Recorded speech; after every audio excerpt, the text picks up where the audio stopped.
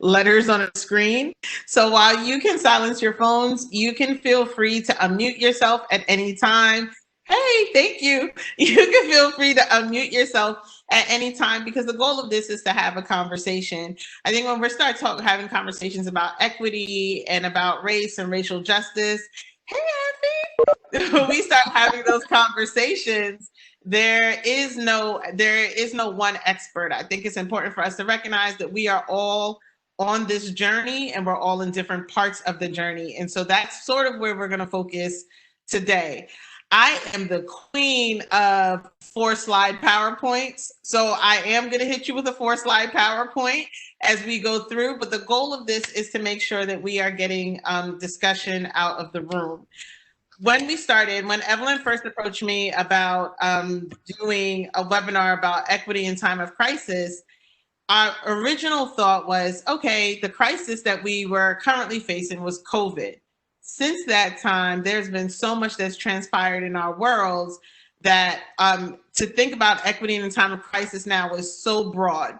And it brought about that question about whether or not our worry about COVID was interrupted by racism. And one of the things that I said to Evelyn is racism has always been there at our very foundation, and COVID actually interrupted racism. Racism was just taking its stage again.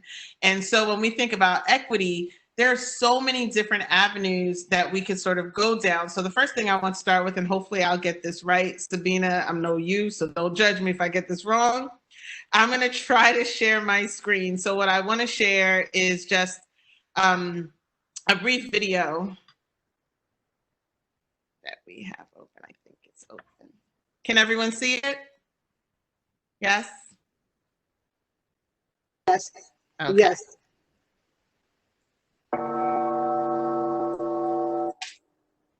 Somewhere I read of the freedom of assembly.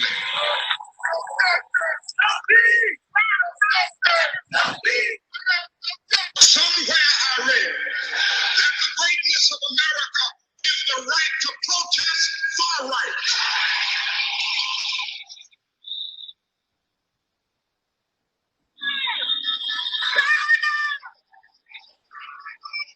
But I don't know what will happen now. We've got some difficult days ahead, and he's allowed me to go up to the mountain. And I've looked over, and I've seen the promised land. I may not get there with you, but I want you to know tonight that we as a people will get to the promised land. So I'm happy tonight. I'm not worried about anything. I'm not fearing anything. Mine eyes have seen the glory of the coming of the Lord. All we say to America is be true to what you said on paper.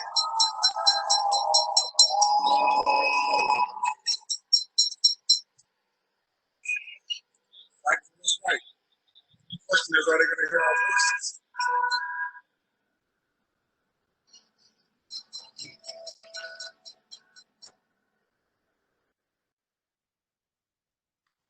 So I'm not sure how to stop sharing. Okay. Okay, go back to that folder with the arrow up. Oh, there we go. Or just go to the topic. Okay, we got it. There we go. There we go. Sorry, everyone. So I wanted to start with us just taking a moment to see where we were. And so usually we would do a chat room check-in, but I think there's enough of us. I think we're a small enough group that we don't necessarily have to do the check-in from the chat room, but we can check in with each other. Those of you who are sort of comfortable sharing where you are in the space. The reason that I started with that video is because it's the epitome of everything that's sort of going on in our world. And when we have talks about equity, there are so many things happening that it could feel like there are little fires everywhere that we are all still in the process of struggling to put out. And so often we don't have a moment to sort of stop and figure out where we are, how we feel. So we try to start all of our discussions with what's called a chat room check-in. And the chat room check-in is essentially just us asking you, just me at this point, asking you how it is that you feel. how you feel in this moment at this time. And you can feel free to share it if you're comfortable. If you're not comfortable, you can simply put it in the chat. But tell us how you feel at this time.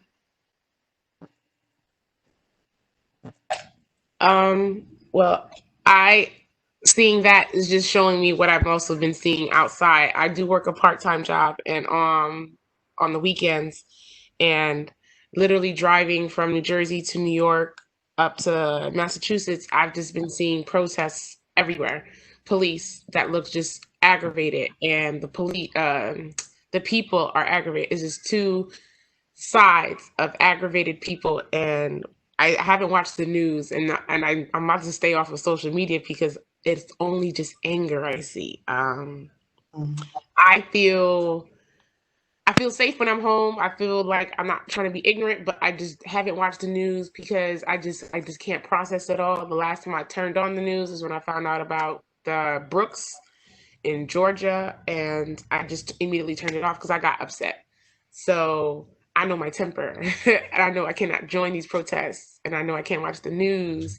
So I do everything else but that. I mean, I tried to talk to my students about it, and I know a couple of the parents that were nearby said that they're too young, they don't want to be just having that type of discussion. So I had to respect that with the parents. I definitely had to respect that. But I also feel like they do need to know what's going on in their surroundings. Like I just take it in at small increments. I don't think I could take it all, and everyone's just so angry. I mean, I'm angry too, but I don't think a lot of angry people together is going to be a good mix, because I don't think it's going to bring out a positive outcome. Okay.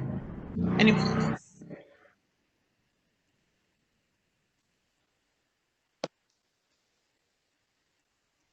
So I feel like the boy in the picture. And I think a lot of days I just feel like I just need to breathe. And when we think about this concept of breathing, like what it means to actually breathe, right? To breathe is to give life. To breathe is to show life. And when we think about that concept of not being able to breathe, that's suffocating, there are so many things when we talk about crisis. There are so many things that are currently happening that cause us to feel like we're suffocating. And right now, whether it's in our union, whether it's COVID, whether it's George Floyd or Black Lives Matter and any of those things, we're in a space right now where everybody is going to need a second to just breathe. So when I think about how I feel like the little boy in the picture who's just open mouth taking in the rain. That's where I am right now, where there's so much that I want to say, so much that I'm feeling to say, and it's hard to sort of gather myself in our thoughts. So that makes us think about then, what's the crisis, right? What crisis? When we think about crisis in equity, what crisis are we even referring to? Because currently going on, there's several different things that we can identify. If you were to identify what's a crisis that currently is happening in our country today, in our states, in our locals, what would be a crisis that you could readily identify? The movement right now and how everyone's upset. Okay, so the current movement, absolutely, the current movement. I just think of the massive incarceration that's almost close to 3 million minorities in prison. I stopped sharing it so I can see everyone's faces. So the minorities in prison, that would absolutely be a crisis. If we think about COVID, right? We think about COVID, that healthcare crisis, how COVID ends up hitting us differently as well. So when that slide asked you about what crisis, there's so many different crises that we could focus on if we had to. How do you find equity? What does equity look like?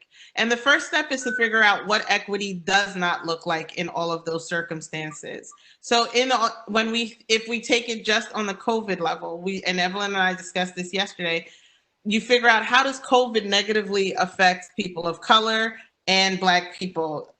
and this is open floor. I don't want to be the only one speaking at you. So what are the ways in which we've seen it negatively affect people of color and Black communities?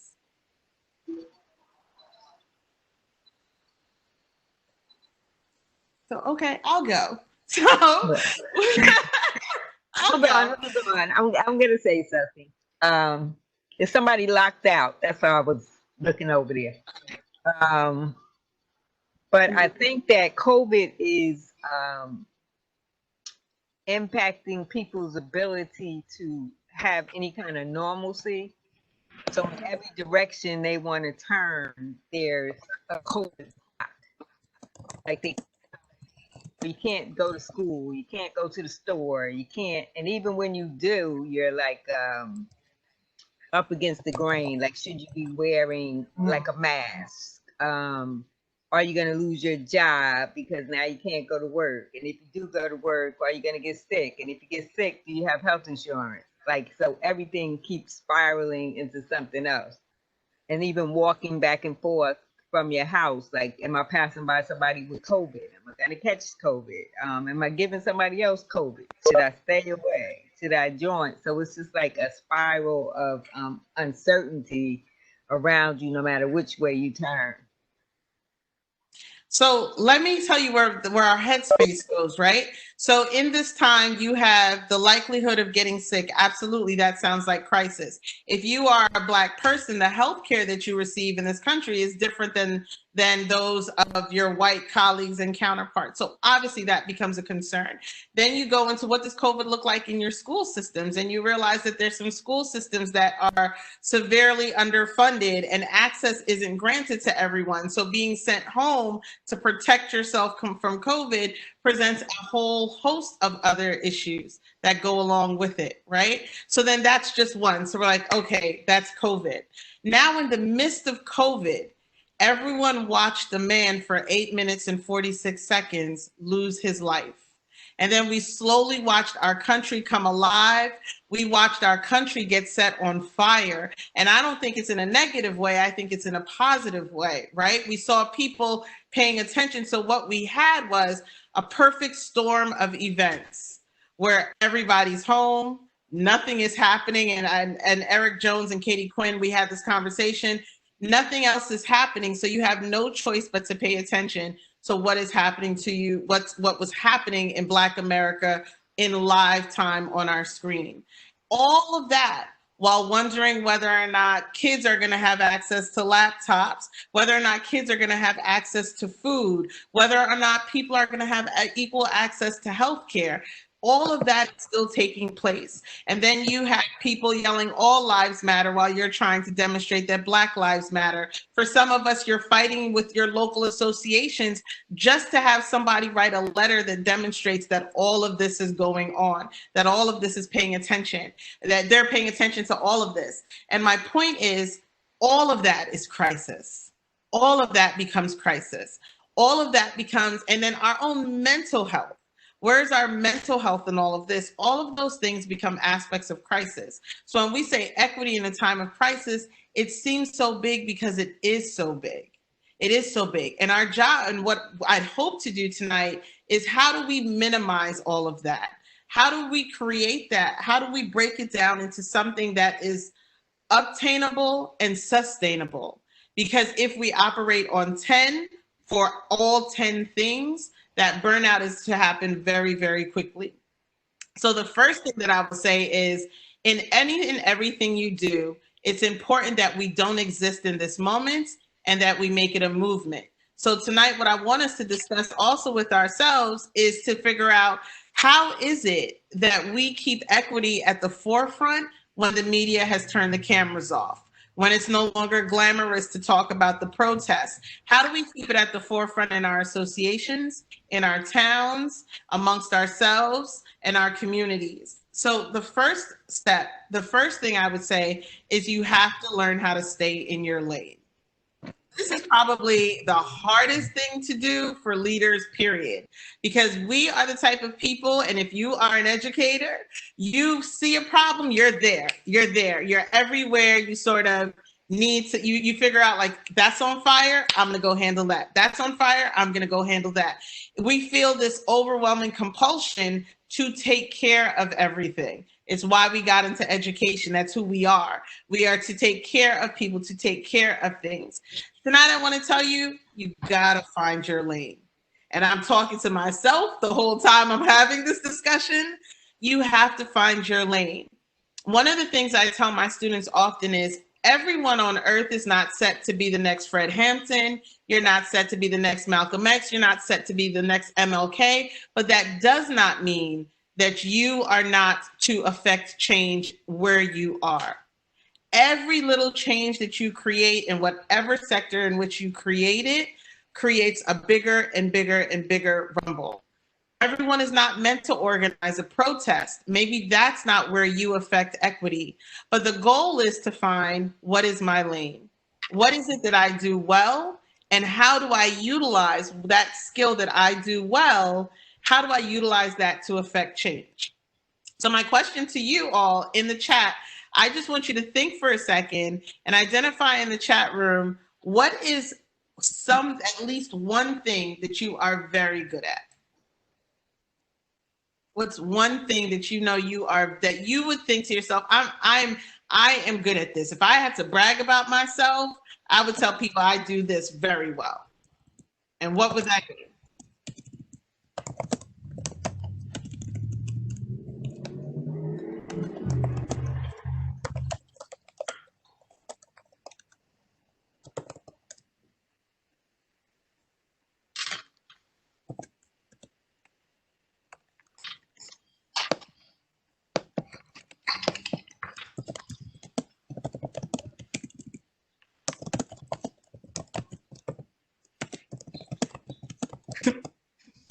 It's okay. It's okay.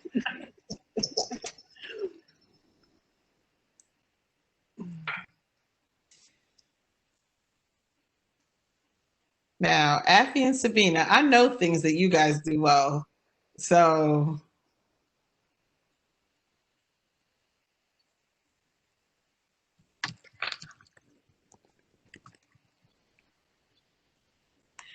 now let's think about some of those things that we do well, right? In this space alone, we have people whose skills vary greatly. When we talk about finding your lane, it's capitalizing on what it is that you do well and using whatever that tool is in your fight for equity. The first step is deciding what is going to be my fight, because there's a lot. Do I want to fight for equity and racial and social justice in schools? Do I want to fight for that in my community? Do I want to fight for that in healthcare? It's deciding which one of these am I going to determine is my lane. And so my example, I'm going to use myself as an example, right? I realized that I don't mind talking. So I don't mind talking. I've never minded talking. Affy's known me for 20 years. That's true. I've never minded talking. So my lane will be just that. I don't mind having a conversation. And once you found your lane, what is it that you do? So the next thing, since everyone's told me what you're good at, tell me what it is that you do.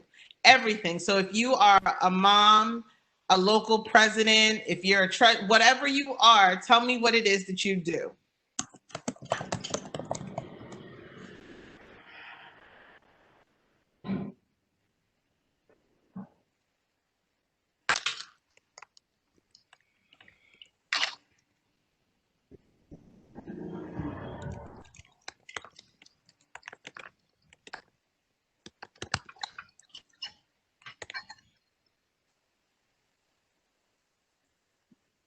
So the next step is figuring out what it is, where am I, what do I do, and how can I utilize that to affect change?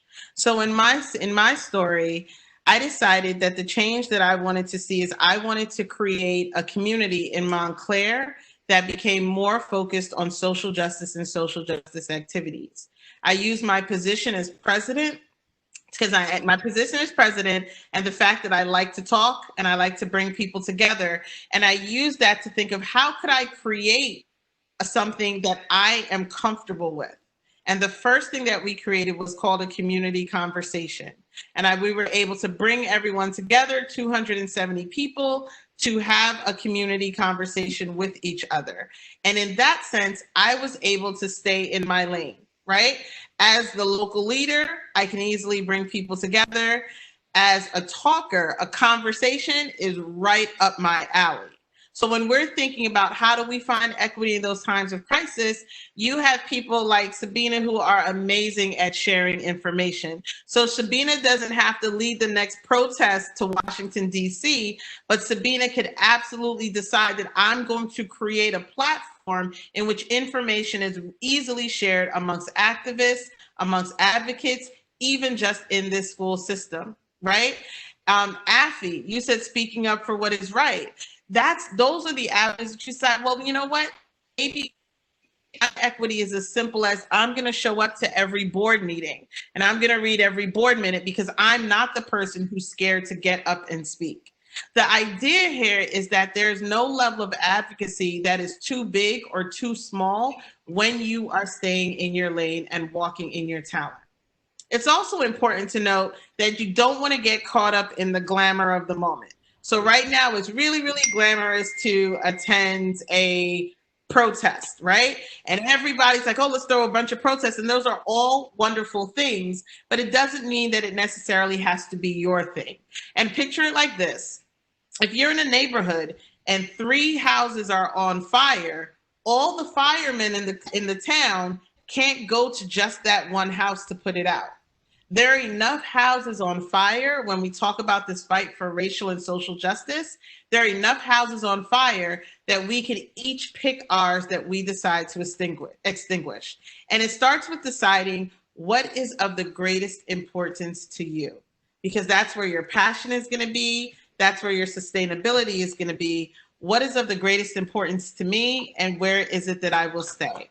And grow and allow your talent to grow in that area. Does that make sense to everyone so far? Absolutely.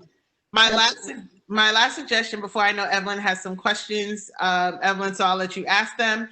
My last suggestion to you is at all times, protect your peace. Mm-hmm. It's so vitally important that if we are going to create a movement that is not a moment, that it is sustainable, that we recognize that in this fight for equity and social justice, we are running a marathon and not a sprint.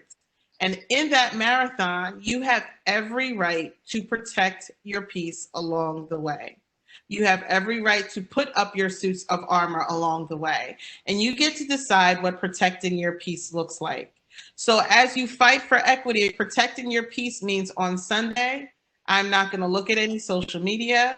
I'm not going to field any calls, and I'm strictly going to watch 90 Day Fiance because it is ridiculous. You might decide like, I'm going to watch 90 Day Fiance all day because my mind needs a break from the world around me. Then that's your peace. If your peace is your husband, if your peace is your kids, if your peace is exercise, whatever it is, in the midst of all this, in the midst of you attending these discussions, in the midst of you hosting these discussions and hosting the protests, you have to at some point decide that this is going to be my moment of peace. The other suggestion that I would make as you fight for equity is that you protect your peace from other people as well. Today, I had to come to a point where I had to say to someone, today I have to choose not to speak to you. Because today I choose not to be the one that teaches you why something is racist. I've just decided that this conversation is no longer good for me, and in it I will protect my peace. That also is a very, very big portion of protecting your peace. Recognizing what is for you, and this goes back to staying in your lane, recognizing what is for you, what serves you, what services you, and what does not. Because keep in mind, when we talk about this fight for social and racial justice, we often see the outcomes, right? We see that Rosa Parks sat on the bus, but we don't see all of the preparation that went into it.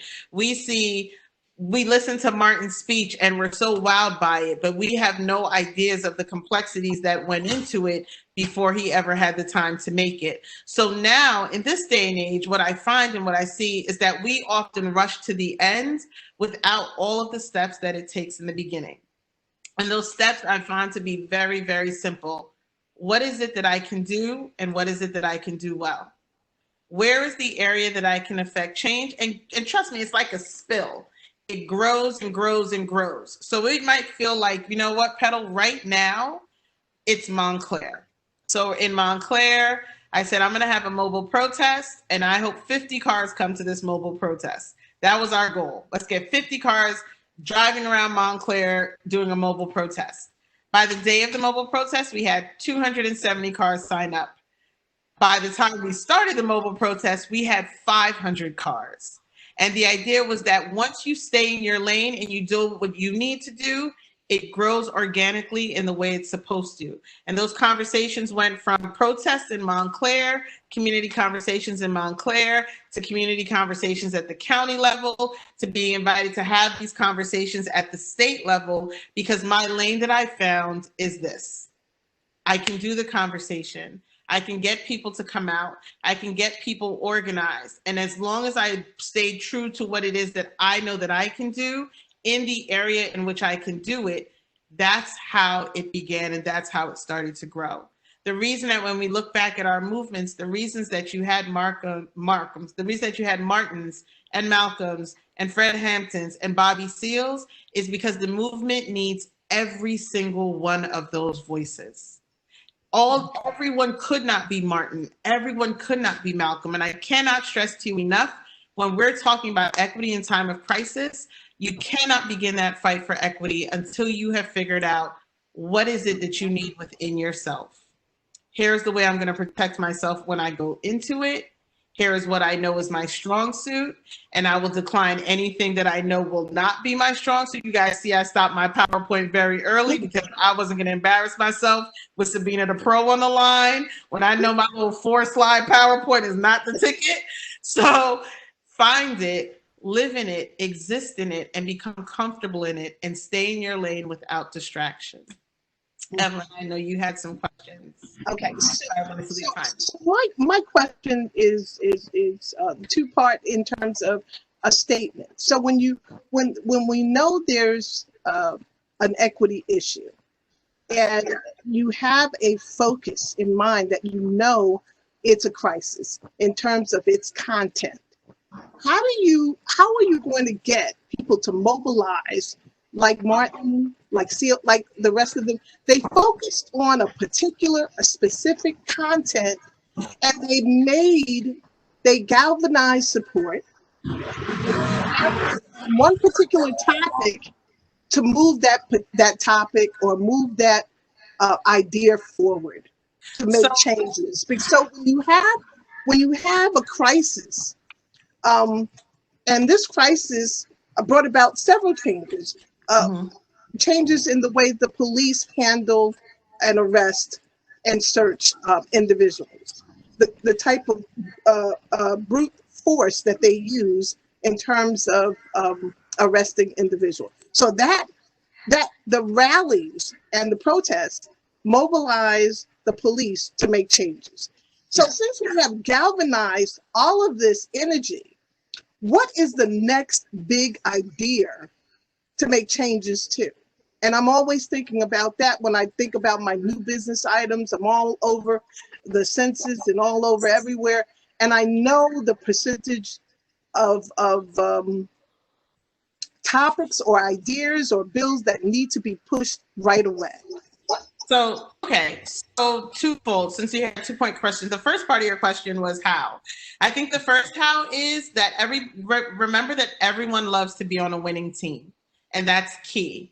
So you always want to start with what is something that I can attain. What's something that's small enough that I can attain? Because once people see that you've won, the more people that will want to join your team, and the more you win, the bigger your team will get.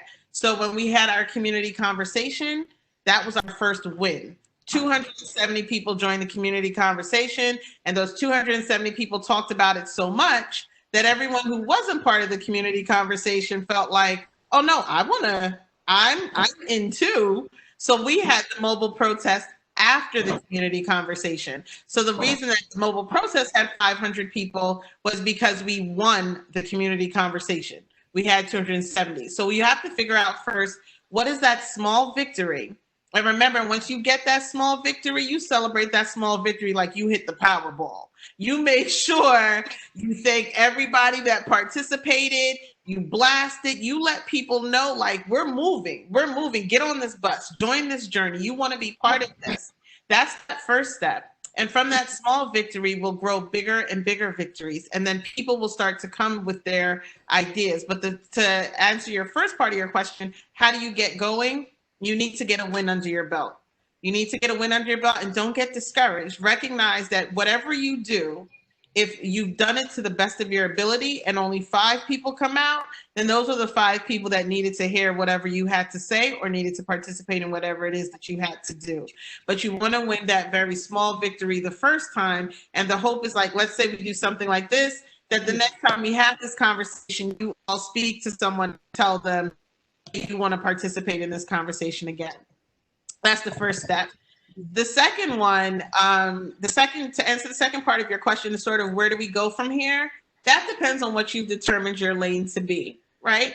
I'm an educator through and through. I recognize that knowledge is power, and I'm a local leader in an education association. So my lane is very clearly education. And in the recognition that knowledge is power, the first step, one of the most important steps that I think need to be taken, is to change what we teach our kids, right? Once we're able to change the curriculum, once we're able to change what we give into our kids, we will change what we get out of them. And right now we exist in a country that mandates a very oppressive curriculum for students of color, a curriculum that teaches them that their history begins with slavery and the most significant aspects of their life are slavery and civil rights movements and oppressions. You don't read about Nat Turners. You don't read about Bobby Seals. You don't read about revolutionaries. And I believe that that's very purposeful, right? Because if you start to read about revolutionaries, you recognize that you come from revolutionary stock, and you won't settle for being anything but that revolutionary. If you think about it on the flip side, you read about European greatness all the time. The authors that they give you, the mathematicians that they teach you, the scientists the inventors, that is reiterated to our children constantly. Whereas TV, media, school curriculums focus on Black death, Black sadness, Black oppression. So the first step, if I was to take a very, very baby step, is I am speaking in Montclair. Our students put together a Juneteenth rally. And that first baby step for me was letting them understand that this Juneteenth rally needs to be a celebration of your perseverance, of your greatness, because that's what Juneteenth is. So that for the next road for me would be knowledge, because I am not the age where I could be marching everywhere. But I know that these kids are coming up to that age, and recognizing that the way in which they're privileged is they have the physical ability to do the things that I can't. So my lane in that instance becomes knowledge-based. What can I sow into them? What can I feed into them so that they become the leaders, that they become the fighters, they become the people that we need them to be? And the question I see in the chat, how did we do our community discussion? So we created our first community discussion. Tomorrow is actually our third one, and I would love if you all joined in. We opened it up to any and everybody, but we called it our community conversation. And I just created a Zoom link, and I chose our first topic was racial and social justice. I forgot the complete title, but it focused on issues of racial and social justice. And I picked panelists that range. So I had a student on the panel, we had a police officer on the panel, we had educators on the panel, we had a good range of people. We created our flyer and we created a press release. And we submitted the press release to all the local papers. We put our flyers all over social media. And the people that you get on the panel, especially when you get a child on the panel or a student on the panel, they bring in a good set of people, because they ask their friends and family to come watch. And it's no different with any panel person. They ask their friends and family to come watch. So we literally just put that together. I formulated the questions in advance, and I create 15 questions and tell them that these are the base questions for the first hour. I give them the questions in advance, and I tell them we're not going to get to every question, and you may not get every question, but I want you to be prepared in case you do. while those questions are going on, people can ask questions in the chat room. I have one of my members monitoring the chat room and pulling any questions for the panelists out of the chat room, checking and making sure that they're appropriate questions, not censoring, because it's really important if you have the community conversation that you focus on being appropriate but not comfortable, because conversations about race are not supposed to be comfortable. So they check them, they monitor them, and we spent the second half of the community conversation having them answer questions from the audience, questions from the participants. So that first one went really well. It was 270, and we make sure that we end every community discussion with an ask. Because if you have the audience, now what are you going to ask that audience to do beyond just talking about it? So our ask at that community discussion was, make sure you come to our mobile protest, and they did. Evelyn, did you have another?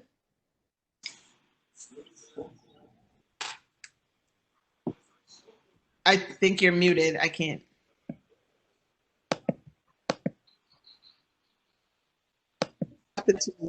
I was gonna let the audience, if they had other questions on how to mobilize and begin to start at least having discussions, because when I think about your idea to push those that person aside for your own mental health, and Joyce put that in the chat room. Sometimes we have to isolate ourselves to get to where we want to be in this state of being. Sometimes we have to look inwardly, and we have to, again, I'm going to use your words, to stay in your lane so that you can focus on moving to the next journey and to the next journey and to the next one. So yes. I think those are all good ideas in terms of what we need to do in order to build on this huge momentum for things, and look to see how we can support. I think it's really important that you have a team, so you can take a break and know someone else will take over. And if you want to maintain the momentum, you want to create something that's lasting. So for instance, in our case, I started the 846, which is going to be a branch of our local association that focuses on social justice advocacy. And I've asked members of my association to run the 846, because remember, right now, everybody's looking to feel useful and everybody wants something to do. So if you were ever going to try to build a team, this is the time. This is the time when somebody is waiting for you to say, like, here, I can do this. So when I created 846, I know as a local president that I'm not going to have the time to run the social justice branch. But I know now that there's so many people who are like, I need something, I would like to do something, that they would be willing to do it. And that becomes a long-term thing. That helps us keep this going as a movement and not just in the moment, because now we have an entire branch that's dedicated to it that will keep communication flowing. And I think that becomes very, very important. And deciding what your long-term goal is and working backwards. That definitely was helpful for us. And it goes back to what you said, Evelyn, realizing like when it's time for me to take a break from it, when it's time for me to stop, when it's time. And I think the hardest part about working from home during this crisis has been shutting off the computer and realizing that I think I've had enough for today. I don't think I need to respond today. I think at one point the other night I was like responding to people on Facebook at like 2 in the morning. Might have been you, Affy, responding to people on Facebook at like 2 in the morning. And I just realized, like, why are we still doing this? Why are we still doing this? So it is definitely having to check yourself. So if I was to reiterate, it would be figuring out where does your passion lie? What are you good at? And how can you make those things intertwine? And then how do you learn to stay in your lane? How do I learn that, listen, social media is not my thing, so I don't need to step into that lane because I know my sister Sabina has it on lock. So I know that, but however, this section, I can do this right here. I can have this webinar, I can have a mobile protest, I can do that, and then start linking arms with each other, right? We are brothers and sisters in this fight for equity and social justice. Start reading this list and figure out who's good at something I'm not good at, right? So I can have this mobile protest, but I won't know what to do with the footage. So I'm going to be like, listen, Affy, you don't mind speaking up. You speak at my mobile protest. Sabina, would you mind advertising my mobile protest? Because I don't know how to do it. And boom, we've now collectively stayed in our lanes, but all sort of gotten to that same destination. And that's what makes it a beautiful thing. And that's in its essence what union is supposed to be about. Absolutely. So I have a quick question. I'm so sorry to interrupt, only because I have another call after this. But we're in a group. It's a good group and stuff. But what happens when you have too many leaders in the group? How do you hone all of their ideas and say, look, no, we're going to focus on one and then see where that takes us before we begin on the second, on a third, on a fourth, on a fifth and stuff, because that also becomes a lot. And it also becomes, at least for me, it's just too much. And it, like you said, it disrupts my peace. And, you know, I do want to participate, but then it just becomes so overwhelming, all of the ideas, that everyone is just not focused. How do you bring everyone back is my question. So my first suggestion would be acknowledge the enthusiasm in the room. So acknowledge, welcome it. This is wonderful, right? This is wonderful. You've got this idea, this idea, this idea, this idea, and then bring them back to what we talked to earlier in the conversation. What's the one thing that we could do now that would constitute a win? We're not doing these other things, but in this moment, what in the next 2 weeks can we accomplish of all things that we put on the board?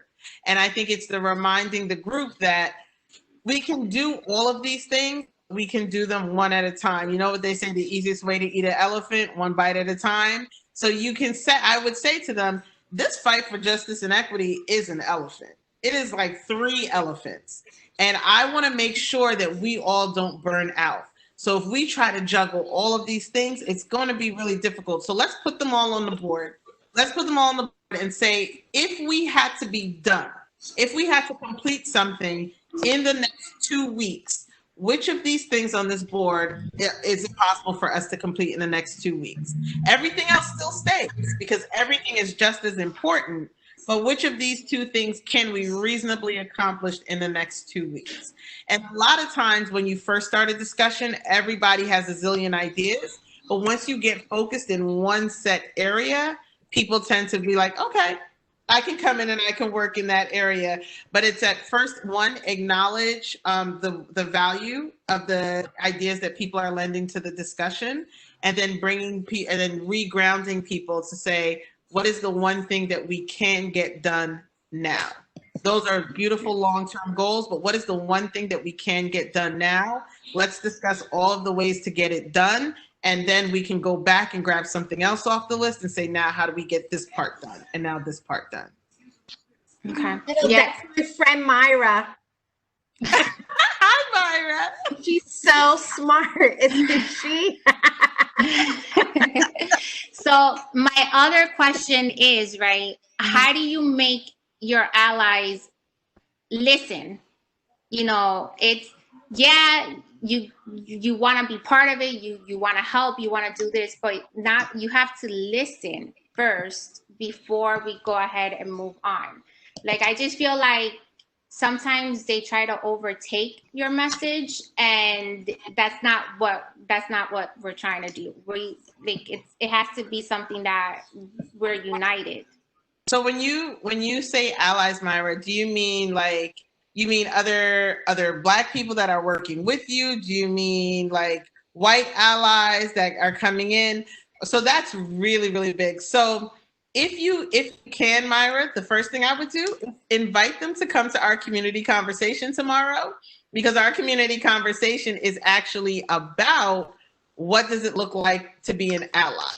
Because I think that there's a lot of confusion over what it actually means to be an ally.